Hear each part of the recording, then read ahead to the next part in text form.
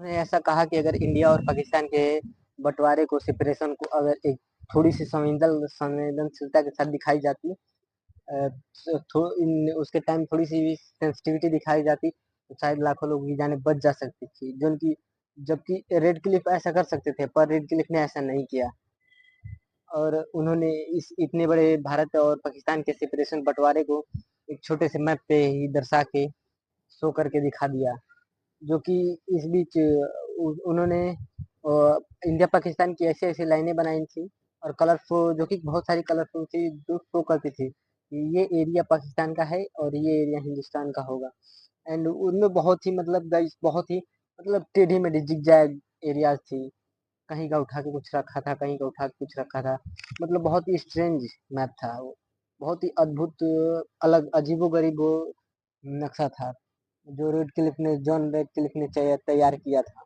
और अ, उसमें उसी बीच उसी में भी एक बांग्लादेश की भी लाइन थी, जो कि इनसे भी हट के वियर्ड स्ट्रेंजर थी। वो भी और ज़्यादा अजीबो-गरीब थी। तो guys, let's start the video. तो बात करते हैं हम साइरिल जॉन रेडक्लिफ, जिन्होंने भारत का पार्टिसिपेशन किया था, भारत का बंटवारा किया था, सेपरेशन किया था। तो 30 मार्च 1899 में, 330 मार्च 1899 में आर्मी कैप्टन के घर में, एक उनके आर्मी कैप्टन के घर में उनके बेटे के रूप में साइरिल जॉन रेडक्लिफ का जन्म होता है। और साइरिल रेडक्लिफ जिन्होंने अपनी प्रारंभिक शिक्षा वहाँ के हेलीबेरी कॉलेज से करते हैं, और उसकी पढ़ाई के लिए वो उसकी हेलीबेरी कॉलेज में की, और एजुकेटेड होकर, शिक्षित होकर एक वकील बनने का ठाना, और एक वकील बनते हैं। और सेकेंड वर्ल्ड वार में, दूसरा विश्व युद्ध में उन्होंने बहुत ही अहम बहुत मतलब कि बहुत ही अहम भूमिका निभाई, और इंफॉर्मेशन सिस्टम के, मतलब कि सूचना अधिनियम के चेयरमैन बने। और 1941 में वो उसके डायरेक्टर बने, इंफॉर्मेशन अधिनियम के, इंफॉर्मेशन सिस्टम के। वो 1941 में वो क्या होता है कि वो डायरेक्टर बने, और 1945 में वो अपने यहाँ वापस आ गए, ब्रिटेन।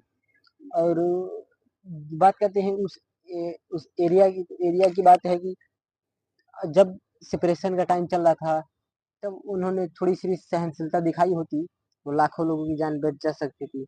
लेकिन उनको जब बट जब वो ऐसा कर सकते थे, रेड जोन के लिए ऐसा कर सकते थे, अगर थोड़ी सी भी सेंसिटिविटी दिखाते तो ऐसा हो सकता था, बट उन्होंने सेंसिटिविटी दिखाई नहीं। और इस पर उसको एक छोटे से नक्शे पर, एक पेपर पे दर्शा के दिखा दिया। और फिर उन्होंने ऐसी अजीबोगरीब लाइनें बनाई थी, उसमें अलग अलग लाइन थी, जो जिसमें उन्हीं लाइनों में एक बांग्लादेश की भी लाइन थी, जो सब इन सभी से, इंडिया पाकिस्तान के सेपरेशन की लाइनों से भी हट के वो एकदम अलग थी। अब बात आते हैं रिलीजन के आधार पर बंटवारा। तो गाइस, मानते हैं कि रेड क्लिफ अपनी पास्ट लाइफ में उतना उनको अनुभव नहीं था, उनको उतना मतलब पास्ट में कभी नहीं गए थे वो, अपने अपने पास्ट में कभी उन्होंने इंटरफेयर करा ही नहीं था, दखलबाजी अपने अतीत में करा ही नहीं था। तो उन्हें इन इन इंडिया इंडिपेंडेंस के एक्ट के तहत, भारतीय आज़ादी के तहत, एक्ट के तहत उन्हें, भारतीय आज़ादी एक्ट के तहत उनको, जो है कि कैसे ऐसा होता है कि इन दो सीमाओं की समितियों का चेयरमैन बनाया जाता है।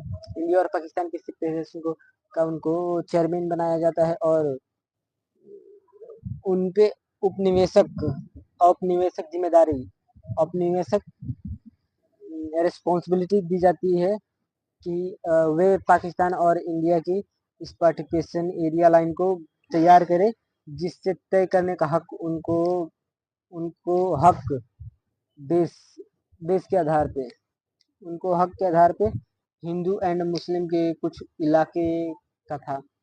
हिंदू और कुछ मुस्लिम के इलाकों के, मतलब जो इम्पोर्टेंट इंसान थे, मतलब जो जिनकी इज्जत ओहदा बड़ा था, उनसे पूछ करके कुछ इलाकों को मिला करके जो उनकी रजामंदी के चलते इनको चुना गया था। अब बात आती है गाइस की रेड क्लिफ को ही क्यों चुना। तो रेड क्लिफ को चुनने का मेन कारण ये था कि ये उनका भारत से कोई लेना देना था ही नहीं, और शायद इसलिए उनको हिंदू और मुस्लिम के कुछ व्यक्तियों ने उनको लावर के हेल्प में, वकील के हेल्प में उनको उतारा था कि उनको सेपरेशन की जिम्मेदारी दी थी। इनको तो ना मुस्लिमों से कोई दिक्कत है, ना ही हिंदुओं से कोई दिक्कत है, ये अपने अपने में ही मग्न है। तो ये शायद इस सेपरेशन को अपने दिमाग से सोच के सही तरीके से कर सकते हैं। तो बट एक एक्ट के तहत उन्हें भी लगा कि अपनी रेड जोन को लगा कि ब्रिटिशों की भी जानते थे रिपोर्ट देने में देरी, उन्होंने ये रिपोर्ट देने में देरी करी, और जो कि ब्रिटिश से भी ये भी जानते थे कि सेपरेशन लेने में फ्यूचर में आने वाले कुछ सवाल, फ्यूचर में होने वाली कुछ प्रॉब्लमों को भी हो सकती है, खड़ा करेगी। शायद इसलिए निष्पक्ष उनको चुना गया था, रेड जोन के लिए तो इसीलिए निष्पक्ष चुना गया था कि जॉन रेडक्लिफ को, मतलब कि अलग, कि ऐसा ये कुछ करेंगे नहीं, क्योंकि इनको ना मुस्लिमों से लेने देना है, ना हिंदुओं से लेने देना है। ये अपने दिमाग से सोचेंगे और दोनों की भलाई के लिए सोचेंगे। तो ये सोच के उनको लेगा। अब बात आती है गाइस कि टाइम कितना लगा था। तो मैं अगर बताऊं तो टाइम सेपरेशन के टाइम में 5 वीक का, मतलब उनको टाइम मिला था 5 वीक का। इंडिया और पाकिस्तान के महत्वपूर्ण लोगों ने उनको टाइम दिया था 5 मिनट, 5 हफ्ते का, या ओ सॉरी 5 वीक, लगभग 1.5 महीने का। आप इतने दिन में इसको पूरा करके हमें दीजिए। तो बट रेड जॉन क्लिफ को ऐसा लगा कि ये तो नॉर्मल है, और उन्होंने मतलब कि ज़्यादा कुछ रिसर्चिंग नहीं करी उस पर, और उसको 3 दिन में ही बना दिया। अब लेकिन ऐलान उनको बनाने के बाद आज़ादी से, मतलब तो 15 अगस्त से 2 दिन पहले ही, मतलब एक दिन 2 दिन पहले ही, मतलब कि नक्शा तैयार करके भारत और पाकिस्तान को दे दिया गया। और ऐलान के टाइम, ऐलान होने से उनको तो मतलब 15 अगस्त से पहले भी, लेकिन पाकिस्तान में इसको, इस फ्रीडम की लिबर्टी को कुछ दिन बाद, मतलब 3 दिन बाद सुनाया, ऐलान किया गया, और भारत में 2 दिन बाद, यानी अगर 13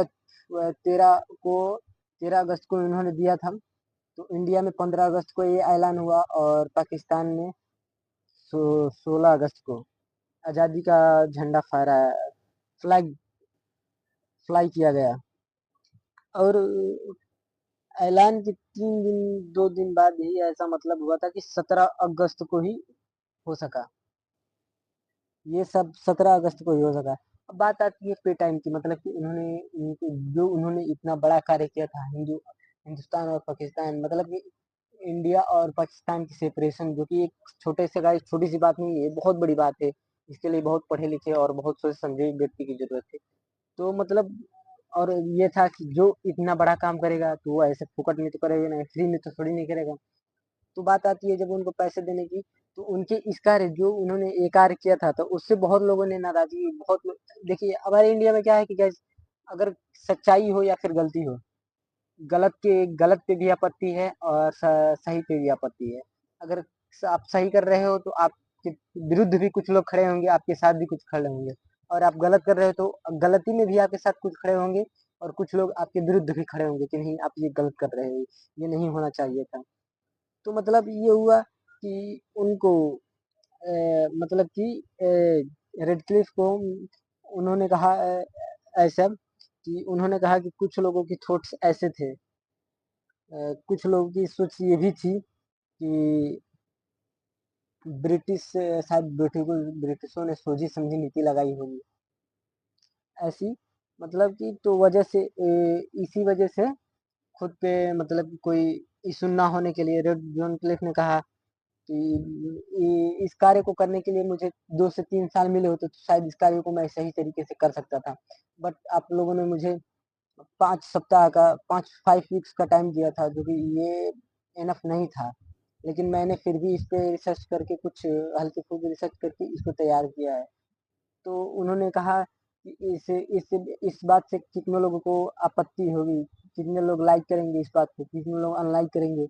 तो उन्होंने कहा कि ये पैसे मैं नहीं ले सकता, इस कार्य के पैसे नहीं ले सकता, और मैं इस काम को एक वादा करता हूँ एक निर्णय लेता हूँ कि फिर मैं कभी भारत वापिस लौट के नहीं आऊँगा। उन्होंने पैसे लेने के बजाय ये दावा किया कि इस कार्य से बहुत लोग सहमत नहीं है, बहुत कुछ लोग सहमत है, कुछ लोग सहमत नहीं है, इसलिए मैं ये काम, इस काम को, इसके बाद ये कार्य करने के बाद फिर कभी भारत वापिस लौट के नहीं आऊँगा। और उन्होंने, और फिर उनको इनसे कोई मतलब कि आपत्ति थी नहीं, प्रत्यक्ष रूप हो या अप्रत्यक्ष रूप से कोई वास्ता इंडिया पाकिस्तान से उनका नहीं रहा है। अब बात आते हैं उनके आखिरी समय की। तो इसके बाद वो उन्होंने अपने ब्रिटेन की कई वैधानिक, ब्रिटेन चले गए और को वहाँ के वैधानिक रिस्पॉन्सिबिलिटी, संवैधानिक को बहुत सी जिम्मेदारियों को संभाला। और जहाँ पे कई जगहों पे वो ट्रस्टी रहे, गवर्नर रहे, चेयरमैन रहे कईयों के। और किसी प्रकार, और इंडिया में किसी प्रकार का भी कोई वास्ता उनका अब नहीं रह चुका था। भारत से कोई भी मतलब उनको नहीं रह चुका था गाइस। और भारत से जो कि मतलब नहीं था, तो ऐसी बात छेड़ते भी नहीं थे। और वो अपने ब्रिटेन में 1957 में, 1957 में मनी और मुद्रा और ये credit system, money and credit system के की इंक्वायरी के लिए, जांच पड़ताल के लिए उनका एक ग्रुप बना जिसका नाम था, एक ग्रुप बना था जिसका नाम था वो क्या, रेड क्लिफ कमेटी जी। तो उनका ये ग्रुप, वो इस ग्रुप की चेयरमैन थे। और ये जो रेड क्लिफ कमेटीज थी उनकी, वो काफी ज्यादा ब्रिटेन में बहुत ज्यादा फेमस हुई, गाइस बहुत ज्यादा फेमस हुई। और आजू बाजू के शहरों में भी ये बातें पता चली बहुत ज्यादा।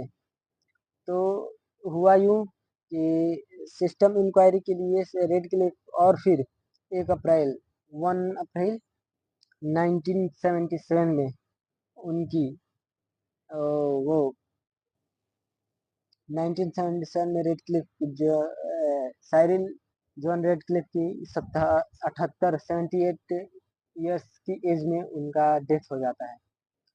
तो thank you thank you guys, ये थी पूरी कहानी साइरिल रेड क्लिफ की।